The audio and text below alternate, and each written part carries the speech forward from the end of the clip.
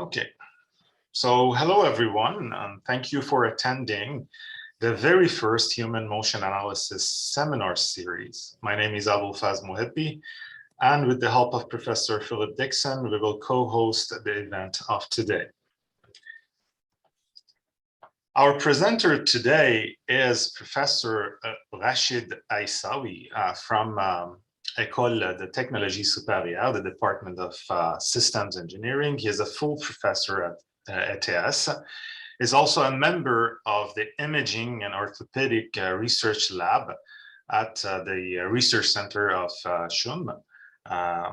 And he's a researcher at the Center for Interdisciplinary Research and Rehabilitation of Montreal. And at the same time, he's a member of ANTER, which is abbreviated for Engineering of Interactive Technologies in Rehabilitation.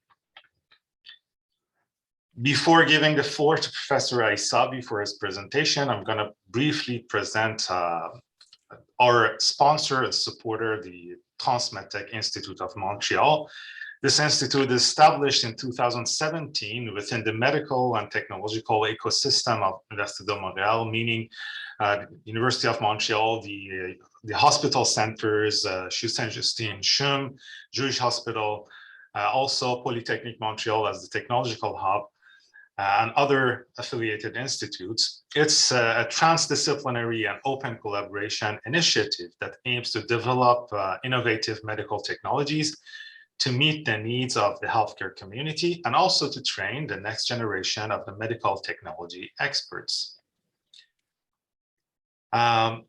Within the approach, within the activities of the Transmedtech Institute, it shines a living lab approach, which aims to co-develop products and services based on user needs and added values to the healthcare system, and basically integrating all the stakeholders early in basically all the processes.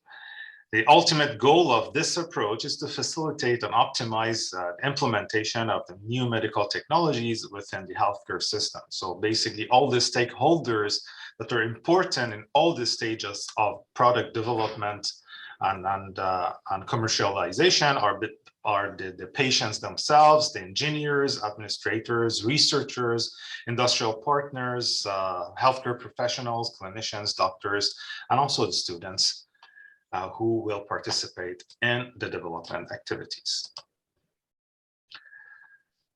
The first co-host of this event is Professor Philip Dixon. Professor Dixon is an assistant professor of biomechanics at the School of Kinesiology and Physical Activity Sciences at Université de Montréal. He's a member of the Biomedical Engineering Institute at Université de Montréal. He's a researcher at Marie-Enfant Rehabilitation Center of CHU Saint-Justine. And also he's a co-director of the Simulation and Movement Modeling Lab at Université de Montréal.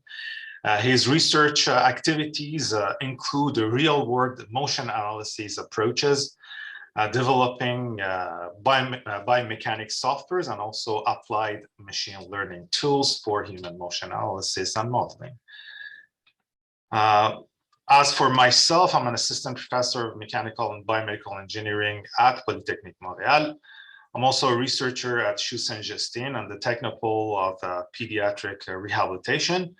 And I'm the director of the Polytechnic Lab for Assistive and Rehabilitation Technologies, short is POLAR.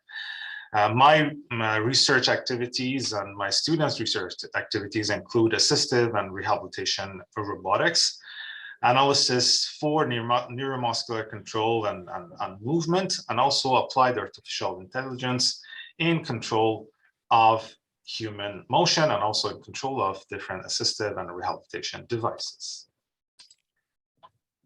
Today's program will include an introduction, as it was done by me before, and then we continue with the keynote of Professor Aissaoui, and it will be followed by a question and answer and discussion period, and we will then discuss the conclusion and basically introducing the next presenter. And with that, I give the floor to Professor Aissaoui to present his presentation. Okay. Thank you very much. So, okay. Do you hear me, everyone? Yes? Sure. Okay, good. So thank you, Professor Boufazl and Professor Phil Dixon for inviting me. It's a very pleasure for me to do this seminar with you, and knowing that I am the first one, I hope it will be good. So I, without waiting, I just try to share with the audience my presentation, and just tell me if it's in well. Yeah, everyone see the. It's perfect. Yeah, good. So the title of my presentation today is the use of inertial measurement unit in wheelchair locomotion. I will talk more on wheelchair locomotion, and at the end, I will see how the inertial measurement help us to fix some problem in this fields. So I have been, of course, Professor Abu Faz has already talked about my institution affiliation, but just to remind people that I work also in gait analysis. So locomotion is not only wheelchair. Today is only for wheelchair, but if one time perhaps we will talk about gait. And I began to work in gait analysis from the 19 in Saint-Justine Hospital. My beginning was in Saint-Justine Hospital and Marie Enfant. But now I am in CRCHUM with the Laboratoire d'Imagerie and Orthopedic Research Lab. And my plan today is to investigate whether or not the use of haptic biofeedback can improve the manual propulsion effectiveness during a training session with our simulator. So I will introduce what is our haptic simulator during manual wheelchair with user with this, of course, spinal cord injury, which is very important for them.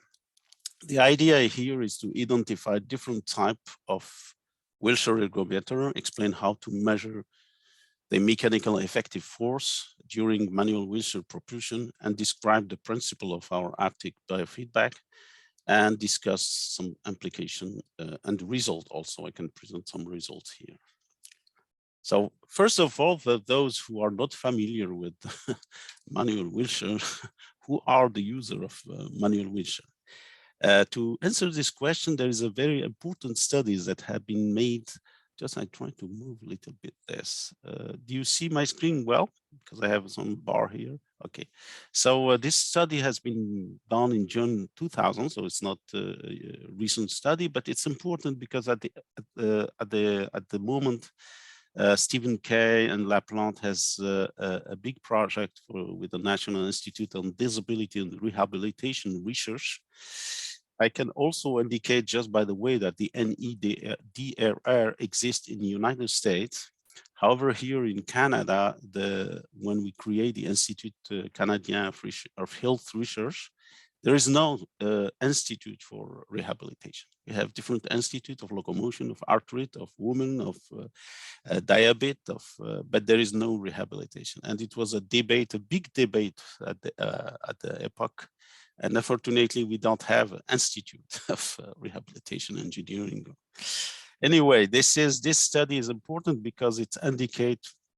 Sorry, I have a problem with about the demography, and this is with the percentage. This curve represents the percentage of the population of United States, and you can see that people using assistive technology such as a cane represent, when with respect to the age, of course, represent a huge amount of population. And after that, the second one is a walker, and the third one is a wheelchair and a scooter. So scooter is the type of a wheelchair. So this is the portrait of the use of the wheelchair, what represent in terms of population. And if we look at the medical condition at all ages, the first one is the cerebrovascular disease, followed by osteoarthritis and multiple sclerosis, and paraplegia, which is a type of spinal cord injury, is in the 5th position. However, if we change a little bit the ages here between 18 and 70, 64, paraplegia is in 2nd places. It means active people that are properly and are mobile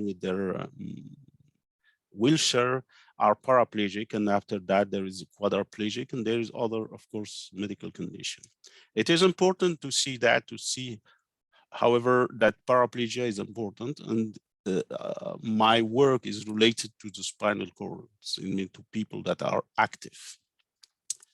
No, it's not admit. Okay, I can put that mess. Sorry. Now, at the moment, and probably today it's much more than that, nearly 100 million people worldwide currently rely on their manual wheelchair for locomotion. So this is the only way they can move, they can displace, they cannot walk. And in general, and this is important because sometimes we didn't know exactly what does represent manual wheelchair, grip and release the wheelchair handling during daily activities. It's almost this number, the 3,500 times, is like when we talk in gait and say you have to do 10,000 steps by day. It's a minimum, and you can do better. And you can, now we have the watch, Apple Watch and things like that, that we can calculate step. In a wheelchair, it's not known very careful because it depends on the condition. Some people did not do anything and some do bigger than that. So it's very average. However, 3,500 times a day could be small if we compare it to step for us, but it's repetitive and it's constraining. It's very constraining in manual wheelchair user. And this, the first problem with manual wheelchair propulsion is the pain, shoulder pain. There is shoulder pain, elbow and the wrist, but the shoulder pain is the most important because of the prevalence is very high. So if you look at the prevalence of the pain in wheelchair propulsion, it's a high level. I mean, 36 to 100%. Different studies, of course, from past to now. And always this is regular. I mean, we know that people with paraplegia will have a pain. And during the from the 6 first months of their use of the wheelchair. Unfortunately, the wheelchair, the efficiency of the wheelchair is not what we consider if we compare it to the walking gait. We are very efficient when we walk. For one specific reason, and we can talk about that today if I talk about the gait. A gait is constrained by the gravity. So we have a vector, consider the gravity, and we are playing with this vector as an inverse pendulum, and we can really quickly walk without need of energy. So we just control our falling and we propel very easily if we don't have any mechanical problem, of course. So, and 60% of time, the foot is on the ground and helping to propelling. In wheelchair, it's only 35% of the time that the hand is touching the wheel. The rest of the time, the hand is on the air. So it's a passive motion and we need more energy for that. So it's definitely inefficient. The way we propel the wheelchair is inefficient. And with the pain comes the pathology development at the shoulder synovial joint. Just here, these images to just give you clear and very information of the complexity of the shoulder. I mean, we have a scapula, we have clavicula, and we have the humerus connected by different joints. Some are very stiff and some are very free. Glenohumeral, scapula, and human head are very free. And this is the anatomy, which is very complex. And through this anatomy, sorry, there is a problem. We have a musculature, which is the muscle and ligament, very complex muscle in terms of flat muscles, not linear muscles, that control the shoulder girdle and control also, the instability. This anatomy is unstable. I mean, humerus, if there's nothing to resist, to kept it in his place, he fell down. If you use cadaveric studies, problem with that. So there is muscle that only stabilize the the shoulder girdle, like infraspinatus, supraspinatus, and other that are activate prime mover, like deltoid and trapeze, to do action. So it's very important that the pathology, when it develops, it's because the repetitive movement of the wheelchair propulsion, and we can see here in MRI of the shoulder, there is a big problem with the supraspinatus. And these two muscles, when they deteriorate, they create a very big problem for propulsion. So this is the main problematic, the problem in wheelchair. So the possible cause of this pathology now they are known is due to repetitive and mechanical load unique manual wheelchair, and the mechanical load at the shoulder level depend on the orientation of the force acting at the handwheel, how we direct the forces in the handwheel. So our and we can see here the clear biomechanical explanation, which is very easy to understand. If you want to propel efficiently speaking, so I remove that because I have that. Okay. No, so if you want to be to be in situation of mechanical advantage, mechanically speaking, you have to put your force tangential to the wheel, and you are going very fast with our development. But to do that, you are creating a very huge moment lever arm with respect to the shoulder. So the shoulder should be very active to be able to transmit the energy and the power from the shoulder through the elbow to the wrist and to the hand in this situation.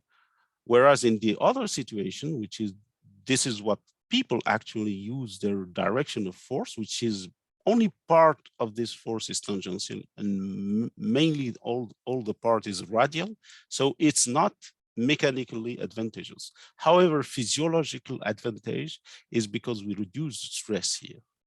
And the difference between this situation and this situation remain on the elbow. Here you see that the elbow has a direction of motion, is an extension, and the direction of the torque in the elbow is inflection. So there is eccentric work, and here there is a concentric work.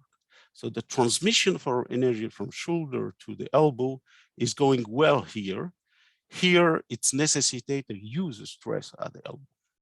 So these differences between the extreme case of tangential and the actual wheelchair propulsion, our aim is to help modify a little bit this direction. Is it possible to modify this direction? And that was the main for me when I began to work in this area from '96 almost. I tried to find out, is there any way to modify this direction of the force? And of course, also the magnitude of the force. So the recommendation for a consortium of spinal cord medicine group in 2005 recommend clinically to the people to decrease the force, of course. How to decrease the force? To increase the push angle, I mean to use more angular displacement, and to reduce the cadence, I mean the frequency, so don't push very quickly, and to use what they call semicircular pattern. I mean the hand, when it's releasing here, better to do this than other trajectory, and there is infinite trajectory here. This is the difference with gait. Gait, we don't have choice about trajectory, even in swing and stance phase. Here we have a choice. When we leave the wheel, what should we do? So there is multiple pattern. There is not single pattern. And to avoid, of course, the extreme hand position, it means abduction and supination and for the hand. This is not good. So this is a recommendation, clinical recommendation. And we wanted at the epoch to understand, is there any good pattern of propulsion, and what is the best propulsion pattern? And I began to work in that with one of my students, now he's professor at UQAM, Felix Chenier, to develop instrumentation to measure that and to at least perhaps to modify it. So we consider that the best propulsion pattern, this is the one that minimizes load at the shoulder level. And is it possible to modify it? was one question. And is it the one that the user is actually using? The user, it means the spinal cord injury. So some studies in the past have revealed that people use a direction of ground hand-rim reaction force made by Rosendahl in 2003, and he developed a model, a very interesting model, and he used it for the specific spinal cord injury. Here we see the hand, the elbow, and the shoulder level, and what you see is the direction of the actual forces. And what he calculates the energy, that means the power of propulsion, with respect to the metabolic power. He has some model to estimate this metabolic pattern, and the ratio between them gives the efficiency. And he find out that for each position, there is a grid here, a zone that he called the air ratio, that give the the direction of force stay in this air ratio, we are in good ratio of propulsion. They call that air ratio. Of course, it's not easy perhaps to understand, so I don't go in detail of that. But what is interesting, he noticed that people choose already the good position of the ground, the hand-rim reaction force. He explained why people are not tangential. So it's interesting as a study, but we try to modify this to enhance the propulsion. Is it possible to enhance? So what I do in the past with one of our first study is to try to understand first this pattern. And just to give you an idea that when you ask people to propel their wheelchair, you can find different trajectory of the hand. There is not a unique trajectory. And we developed a wheelchair simulator, which shows at the epoch just an ergometer. You have a wheelchair here, you have the cylinder, and you have the rear wheel, so the person can propel, and we can measure the force with some dynamic platforms. We can adjust, of course, for the height, we can adjust the parameter of the positioning, we can adjust for seat and back, etc., to find out what is the best posture to propel the wheelchair and how it impacts first the direction of the forces that you can see here, and how it impacts also the stroke pattern here, kinematic of stroke pattern. So we develop techniques, we develop a technique to parameterize this pattern. And what you see here is the pattern of the hand. Some patterns are what we call circular, it means we go and we return back. Some are with a loop, some are without a loop, etc. So we develop two normalized value. One is related to the thickness of the pattern, and one is related to the topological aspect of the pattern. So continuously, so it's to be able to classify them. And when we do that, we define 4 classes of this pattern, and we ask our population, which was elderly people here, sitting on 9 posture. And for each type of propulsion, we estimate what we call the mechanical efficiency in percentage. Efficiencies, it means that when we have 100%, the force is totally tangential, and when we have 0, it's totally radial. So you can see that the person and people here, the 15 subjects, I think, which participate here in the propulsion, they vary following, depending of their pattern, class 1, class 2, class 3, class 4, and it depends a little bit on the posture. So the person can change the posture, can change his pattern if you change his posture. So this is important for people that use positioning in a wheelchair. And there is some significant, this was published earlier, depending on the class, some people using different class has different MF. So if you want to intervene in that, people, you can teach them how to change their class. It's not easy to ask people to change their hand trajectory. We also use this technique to analyze for elderly. Elderly people are who propelled. So we have 13 elderly people who propelled, and we can see that their MEF, mechanical efficiency, is very low with respect to other studies, tetraplegic, paraplegic, earlier studies. So even the elderly people has has the same problem of inefficiency in wheelchair propulsion. And at the end, we do some simulation, and this was interesting study. We try to find out whether these people that we have here, the 13 people here, they have a way to propel, so they have a way to push their forces in some direction. And we, by simulation only, so it's a virtual simulation, what happened if we change the direction of the hand, keeping the same kinematics? So of course, it's not real, it's virtual, because we modify their, we keep the kinematics and we modify the force. What happened if we change the direction of the force and we do inverse dynamic and we calculate the load at the shoulder or joint moment at the shoulder? And what you see is what actually the person is doing in grid, with the grid. And when we change his MEF, it means the direction of the force, from 0% totally radial to 100% totally tangential. And when we do that, we can increase, of course, the moment at the shoulder. And how it increase depend, of course, we keep the kinematics, so it's a virtual increase. So there is some windows that we can enhance a little bit the direction here with the MEF, without increasing a lot the joint moment. So that was the question of, is it possible to do that now in the real situation and not in the virtual situation? This comes the fact that how we can modify the hand rim reaction force for people that are propelling the wheelchair.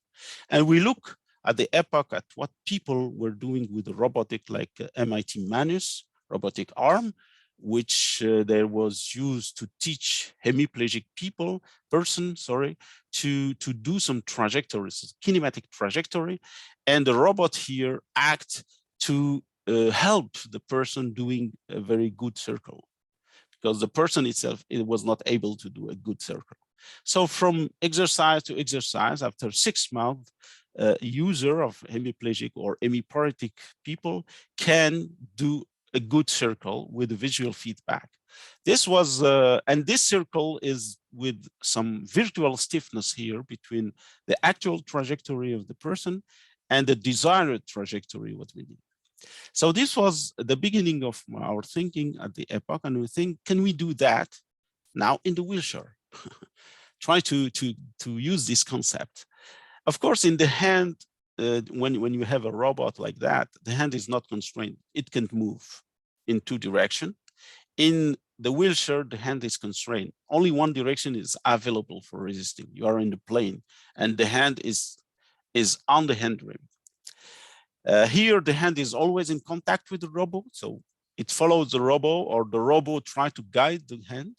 Here, the hand has a recovery phase, so we have to release and take. So it's another difficulty. So these 2 difficulties impose to us to find a way to modify during the contact the direction of the forces. And we look at the epoch, at the different studies that try to use a biofeedback, and generally it was only visual or visual and auditive biofeedback to help people to enhance their pushing angle, to reduce their push frequency. And some of them try to enhance the mechanical efficiency. Some studies find significant improvement, some other did not find improvement. And those, the study that did not find, it was real spinal cord injury people, and they didn't enhance their MEF. They said there is no link between the MEF and the biofeedback that we give them, visual biofeedback. And the question was for us, and this visual biofeedback was only screen that represent from 0 to, or from 50% to 100%, the MEF or FEF is a fraction of effective force. So the person cannot modify this by visually looking at the screen. It was not possible for them to modify this. Cognitively, it's difficult to follow a force. It's very easy to follow kinematics, but difficult to follow force.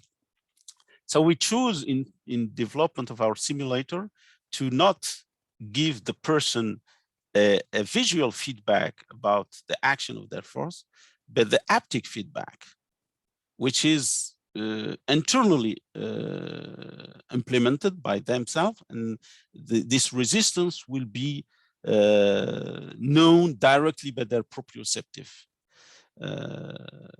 information. So the objective were to develop our stationary haptic simulator and to replicate the wheelchair propulsion, to measure, of course, the MEF, the mechanical efficiency, and to be able to modify it also. So we were looking at different ergometer situation, and there was very simple ones here and some very complex one in Japan and in Amsterdam here.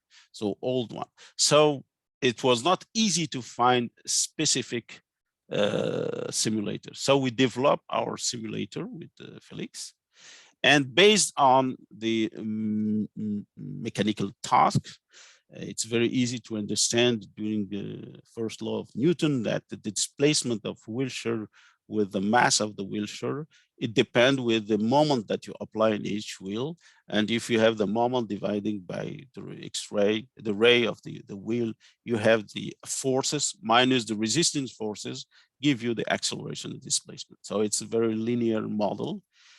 It comes very complicated when you are in a wheelchair and you know it's a view, a transverse view of the wheelchair. This is a caster, and the caster is moving, and you are producing force here to propel. So there is some equation of dynamic equation that we developed, that if we can, equation of motion, if we can have the forces acting on the wheel, we can predict the linear displacement and the angular displacement, acceleration, of course. And when we have that, we can simulate, so with respect to the force, the displacement of the wheelchair. This is what we do. We call it our dynamic model.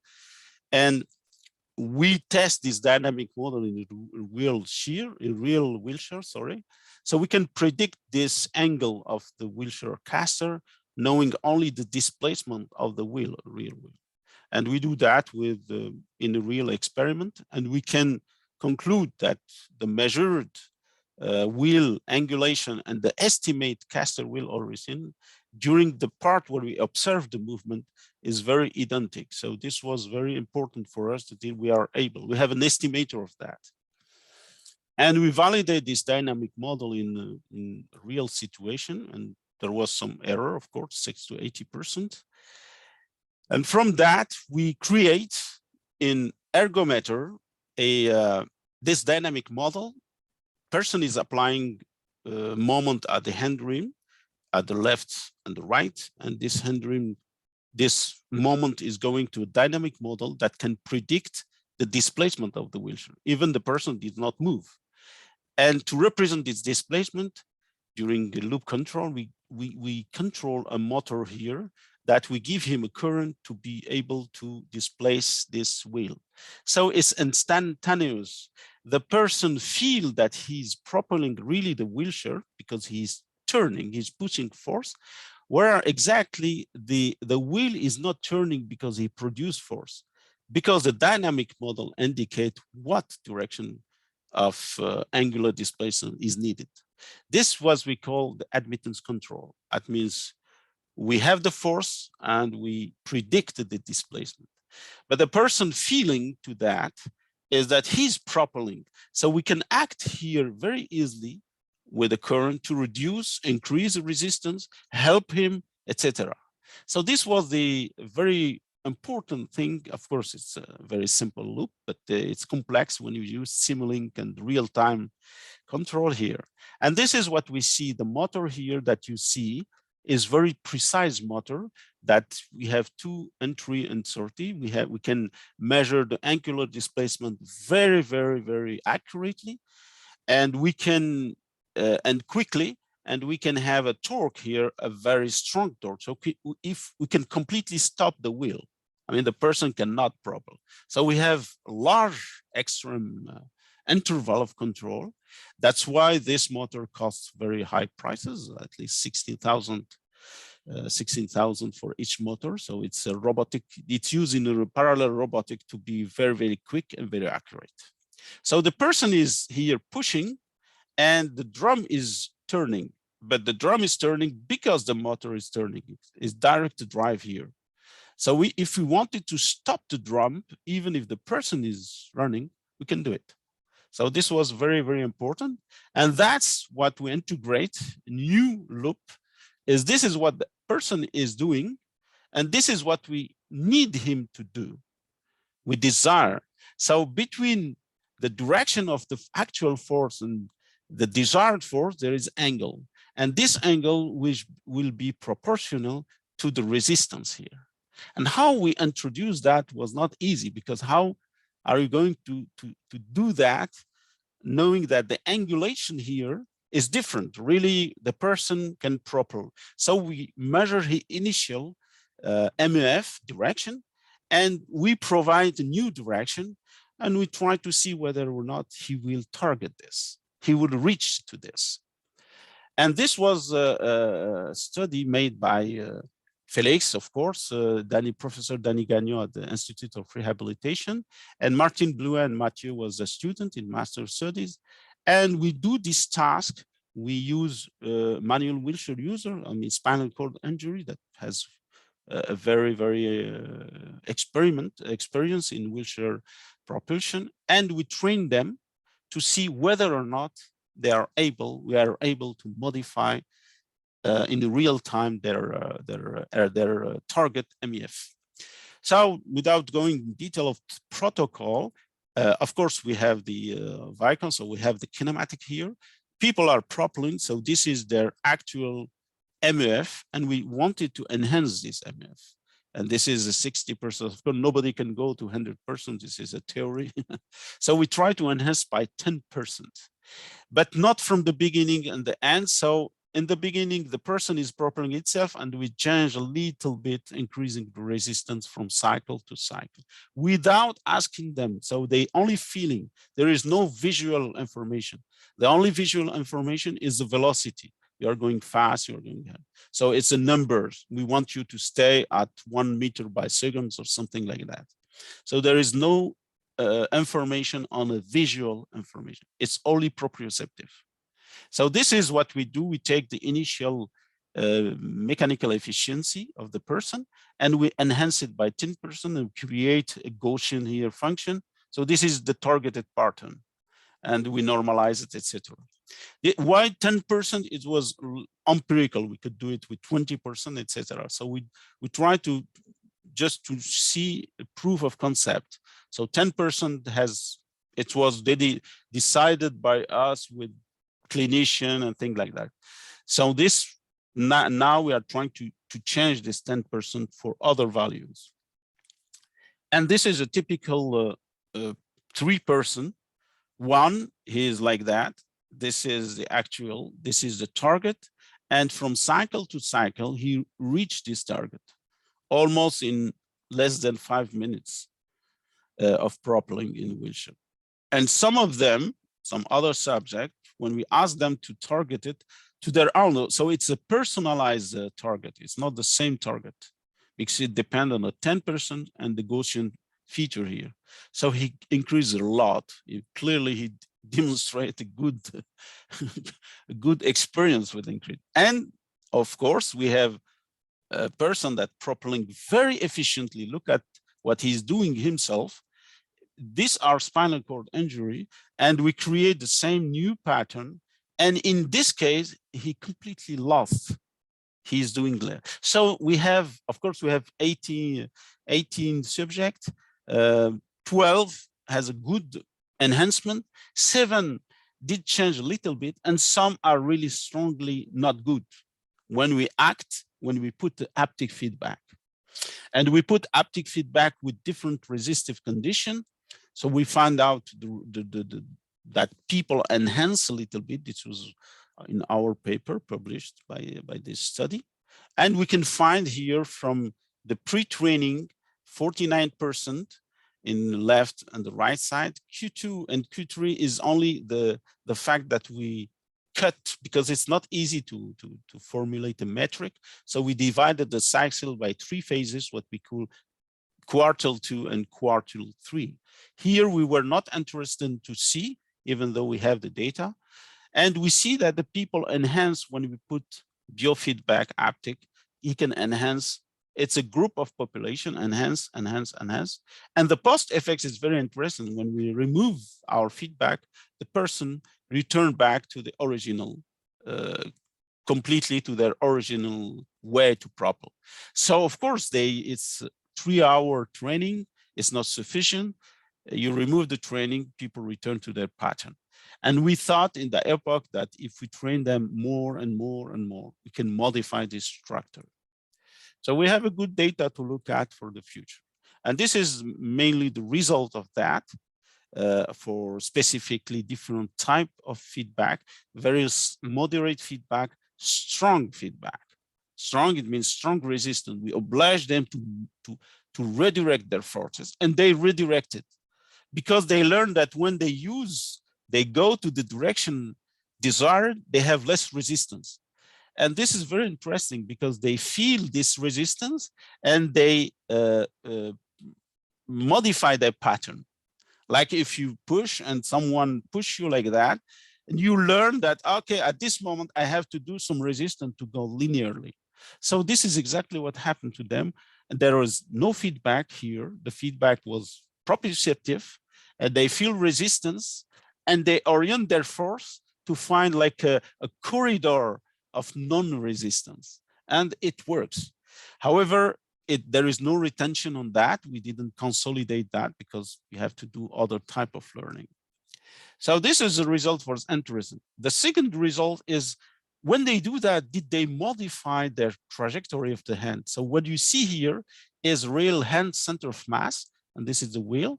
So the person is following the wheel, and at one moment he releases his hand and doing some trajectory like that.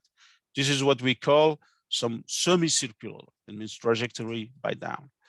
And when he was in training, active training, he slightly modified his pattern to conform to our direction of forces.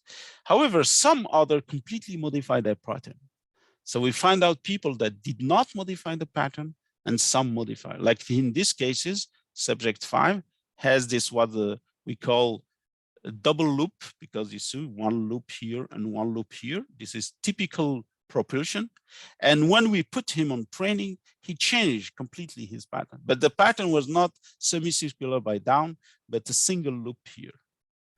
And he is producing in the wheelchair, he's directing the force differently. So we try to understand this way, what we call the haptic. Haptic is only sensation, and this is visual, but he didn't see that. The subject did not see his hand. He see only the velocity of the propulsion.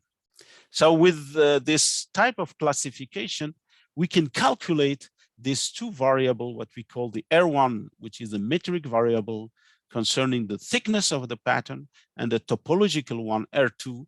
There is intersection or there is no intersection. No intersection is 1, and totally intersects and identical 0. So these two normalized values give us the pattern in terms of the volume and in terms of there is or there is not intersection.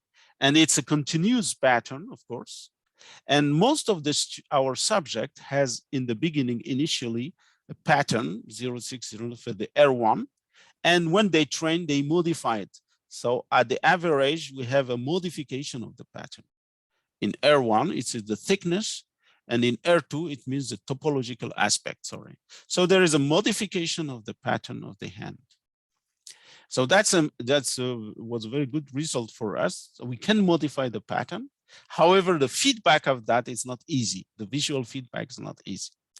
And the last thing that we do, and it's a recent paper here, we try to find out when they modify their pattern, did they modify strongly what happened to the shoulder? So we have a result of that. It means in terms of abduction, in terms of internal rotation, and flexion extension. And the flexion extension, of course, is the important moment during propulsion, because you have to flex and to extend your shoulder. So in the initial, it's a group of population, of course. At the initial, we have 11 Newton meter. So it seems that 11 Newton meter is not big value, but for the shoulder is important, 11 Newton meter. And when we train them, they all enhance sometimes, like here, reflection extension, a little bit. So there is an enhancement, but this enhancement, it means we direct the force more tangentially. So it's not a big issue in terms of dangerous, because we increase the moment at the shoulder. And however, when we release, that means the post effect, they regain again their old initial moment. So they return back to their traditional pattern. So this is training. So this instrumentation is actually working, and we're trying to find out to put it in different center of research, and also in Saint Justine with Beta Christie, or Christie, yes, she's participating with us. And now this is good.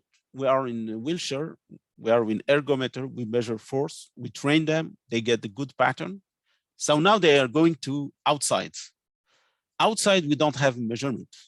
And that was a big issue of what happened in outside, what happened in real fields.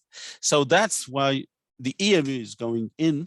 We try to develop a method, and we have a good method that we can predict a hand rim reaction force with just one sensors on the wrist, EMU sensor. So like a watch measuring the step length and things like that.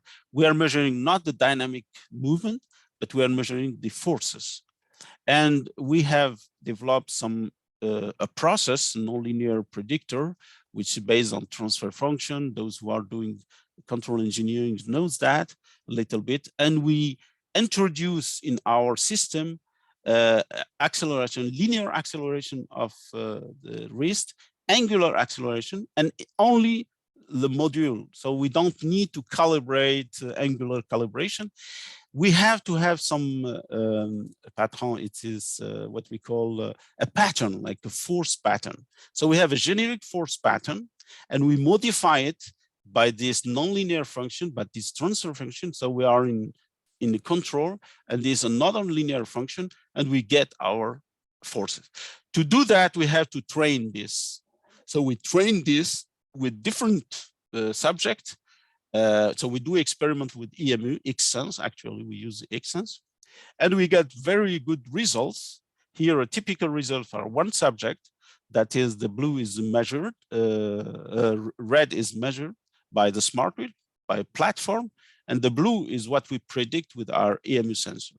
So we can go outside and measure these forces, and we can measure the moment, we can measure the anterior posterior and the vertical. So we can see if the mechanical efficiency is good outside the laboratory.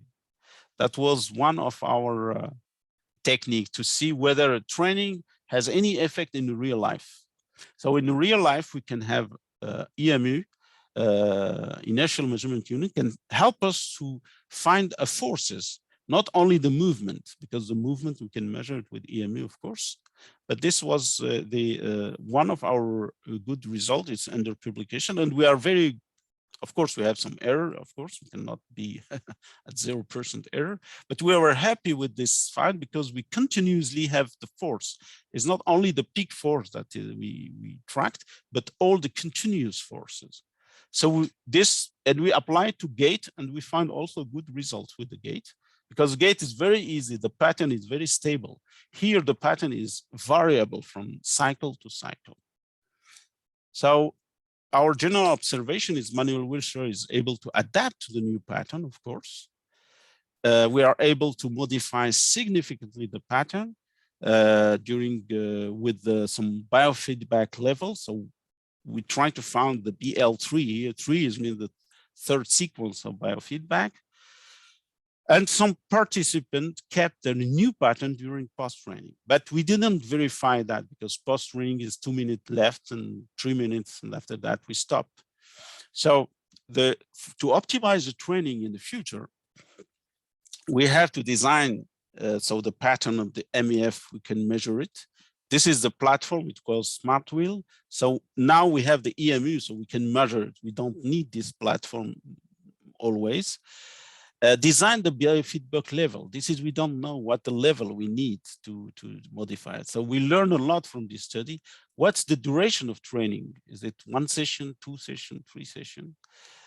We are analyzing still the shoulder load, what we do, and we get, because we collect EMG data from the 4 muscles here in the girdle. So we are looking at what happened to musculature. Is there any new synergy, or people just enhance their muscle? Did they modify the synergetic aspect of the muscle? And we are trying to test new protocol. And that's a new protocol is very important, because here we wanted to introduce reinforcement learning as a method of intelligent artificial to, instead of putting specific pattern, we don't know the best pattern, we just want to enhance MEF. So reinforcement learning help us to can do that, to give people like rewards when he do bad, and inversely, without fixing a value of 10%, etc. So this is what we are doing now, and we hope that in the future, we are introducing also augmentative and virtual reality. We put people on the real immersive sand instead of going outside. Actually, all the measurement that we do here, there was no feedback. No, we are not in immersion, but this is what we want to do in the future for our population for spinal cord injury. And I would like to thank also this research team. I was very happy at the epoch, because the 4 person here worked hard. It was not my work, my experiment. The 2 here do experiment. They finished now. I think their PhD. She's working with Kinova or another company. She changed. Felix is now a professor at UQAM, and Danny Gagnon, he's professor at IRM. So thank you for your attending.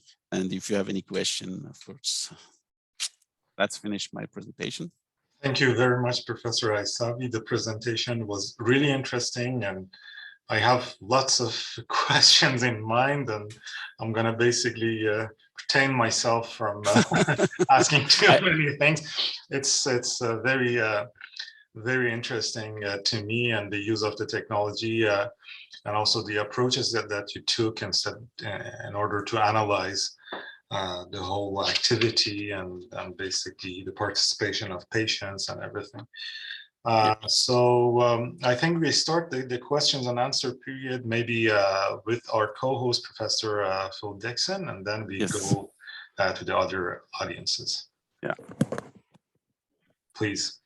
Thank you. Thank you very much, Professor Mohedi, and yes, indeed, Professor Aissaoui. Thank you for the great presentation. I think that was very rewarding for the students in the audience to learn about all the work that you've done. So I want to keep my questions general. I don't want to get into too many technical details. In fact, I wanted to start with something a bit more physiological than mechanical.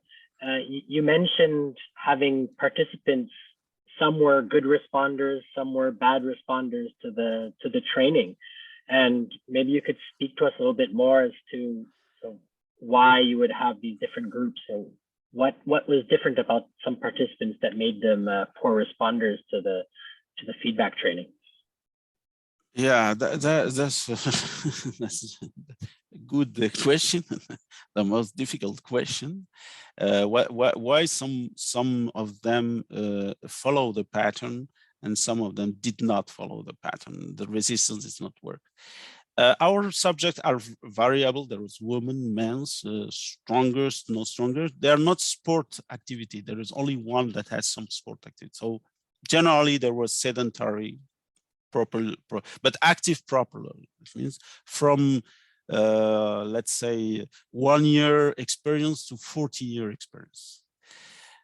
We didn't, we try to understand, but for the student and things like that, and when you publish a paper, you just give the results. You don't go deeply why they don't resolve. This is this question, actually, I'm looking for, because I didn't present it here, the EMG data to understand why. Is there, because they increase a lot their activity, muscular activity, so they can follow the pattern for some of them, because we try to just push them slowly. So it's even the BL1, the BL2. I don't have a clear answer to your question, of course, why some people can do the movement and why can. And it's not a question about energy, I mean, cardio and things like that, because we measure cardiac and things like that. It's a really question of they are more in terms of bilateral activity. And what I saw you here, it's some people are very good in left side and bad in the right side. And this is, we know it from when we see people propelling, I mean, pushing the wheelchair sometimes, you think that they push in the same way. I can show you, not here, of course, a good trajectory. I mean, the hand, the left side and right hand, the right side of the hand are completely the same trajectory, but here they put a lot of forces and not here. So they are completely asymmetric in terms of force, but symmetric in terms of kinematics. And I think those people, that this is one explanation, that has a strong asymmetry, behaves like that, did not learn very well. Whether others has a symmetrical trajectory and almost not symmetrical, but close force direction. Those people learn, but this is explanation as a, I can say it's superficial. Physiologically speaking, I don't have an answer. Perhaps one day you gave me the answer for that. No, thank you. I think that helps. As you were speaking, I was thinking about, I suppose one could develop a predictive model with all of these predictors, yeah, whether it be years of experience, muscle strength, etc., to see if you're a good responder or not. But I suspect it would require a much larger sample size to get something strong with that. So I have other questions, but I think I'll bring it back to either Professor Mohebi, or if you want to open it up to the audience. I see the minutes are running, so let some others have a few questions. Thank you very much, Philip and Professor Aissaoui. Do we have any questions from the audience? There is discussion here, but I don't know. So, we have a question from Najwa. Yes, Najwa. Please, Najwa. Hi, thank you for your presentation. Actually, one of the questions, like I ask myself whenever I see studies about the shoulder, is where is the trunk in it? In the sense of, like, now we know that the force, the inverse dynamic force is reduced, but what is happening between the trunk and the shoulder, in the sense of, is the person using more the glenohumeral muscles and not relying on the thoracohumeral, which would increase the risk of impingement and fatigue for the rotator cuff muscles? And my second question is, what do you think actually, I mean, it is propulsion and it is continuous propulsion, yet we know that manual wheelchair users are rarely doing this continuous propulsion. They have a lot of bouts of starting propulsion and then stopping it. Maybe they use the environment around them. How do you think we could include such a thing in the learning? Okay, so good question, Najwa. To answer the first about the trunk, we measure the trunk. Actually, we have put markers on trunk, not on the clavicula, because so we don't have information about the scapula. Sorry, because we have markers on the T7 and T8 and the sternum. So we look at this. It's not presented here. To do inverse dynamic first, we stop at the shoulder. So we don't take into account any movement between scapula and the humerus because we didn't measure the scapula. So our inverse dynamic is generic. We developed this information and this algorithm, like when you do foot, knee, and hip, and you stop at the hip and you don't look at the pelvis. But if you put the pelvis, you can to go on the other hip and etc.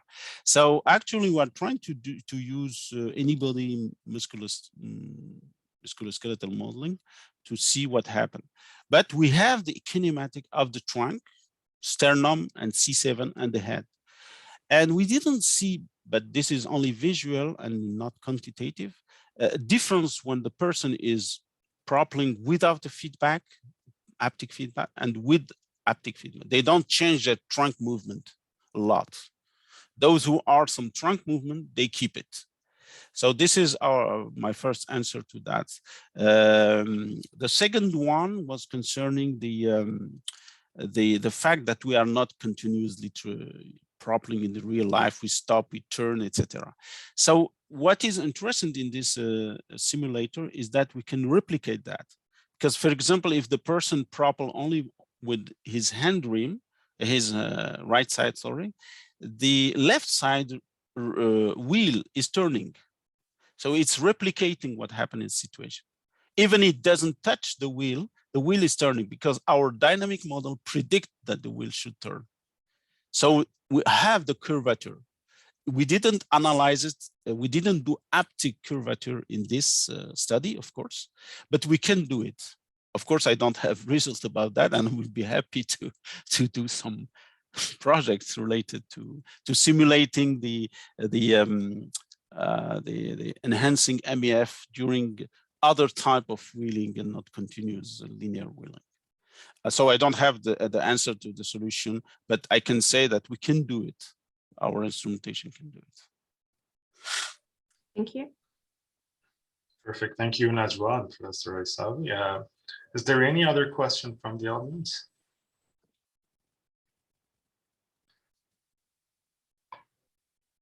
If no, we can accommodate maybe one more question from yes. Professor Dixon. I know. Yes. You have, Go ahead. Sure, thank you. I guess one thing I was thinking about, so with the IMUs now, you discussed that you'll be going in the real world to see the effect of the training. Is it also possible in the real world to also conduct the training itself? So is there some kind of feedback that you can provide just from the IMU that could be relevant to help the patients continually so that they keep having this they can help retain their training information?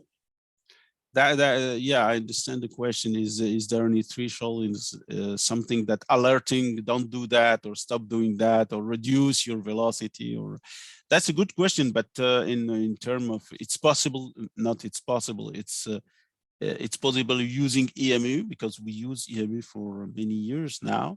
And what is interesting in our EMU is not, we don't need to calibrate a lot. And that's the interest. We don't have x-axis of EMU, y-axis. That's if they move, change completely the down, we have the resultant. So it's a magnitude what we use. Of course, if you use the magnitude and we calculate in real time the force X, Y, and the MZ, we have the MEF, and we can see that probably the MEF is higher. What we try, we didn't do it because this is involved clinical aspect, that if the person go from the clinics to his home and do activity, daily activity, we can measure. That's very easy now, today. 10 years ago, it was difficult, but now we can monitor what he's doing all day.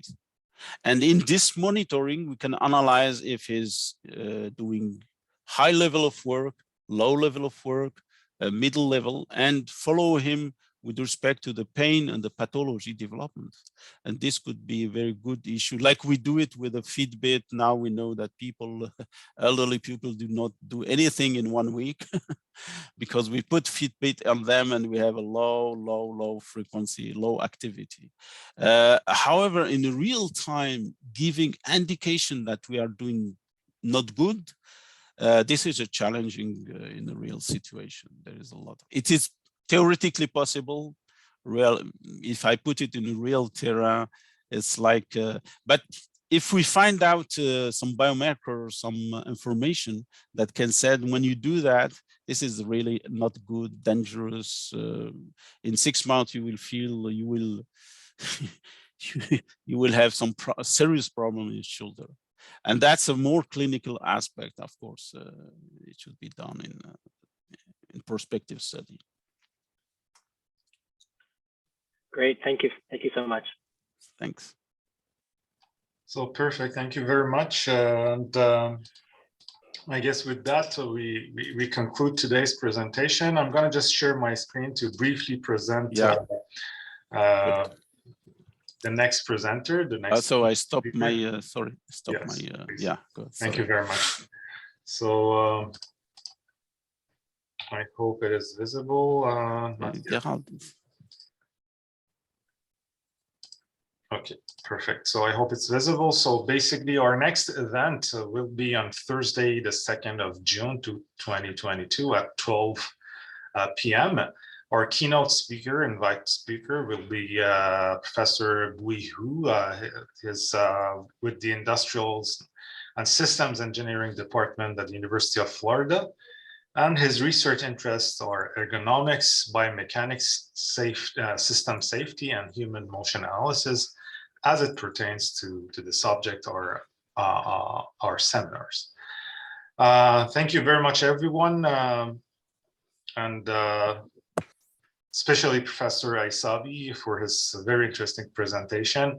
It was a pleasure and honor having you with us today, Professor Aissaoui. Thank you very much, Philip, our co-host, and also everyone who attended this seminar as the very first seminar of the Human Motion Analysis series.